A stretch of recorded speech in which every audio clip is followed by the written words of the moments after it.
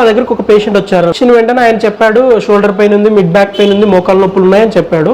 So ఆయన చెప్తున్నప్పుడు కూడా స్ట్రెస్ అవన్నీ తెలిసిపోతున్నాయి అనమాట, యాంగ్జైటీ అవి ఏవో స్ట్రెస్, తెలియని స్ట్రెస్.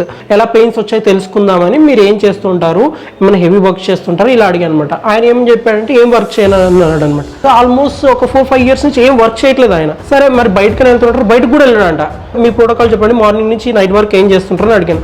సో చెప్పాడు, మార్నింగ్ తింటాడు, రూమ్లో కూర్చుంటాడంట, ఆఫ్టర్నూన్ తింటాడు, మళ్ళీ రూమ్లో కూర్చుంటాడు, ఈవినింగ్ అయిన తర్వాత సేమ్ ఇదే రొటీన్. నార్మల్గా అడిగాను మళ్ళీ ఏదైనా వర్క్ చేయాలి కదండి అంటే లేదండి మా భార్య చేస్తుంది అన్నాడు అనమాట. చేస్తే ఐ స్టార్టెడ్ కౌన్సిలింగ్.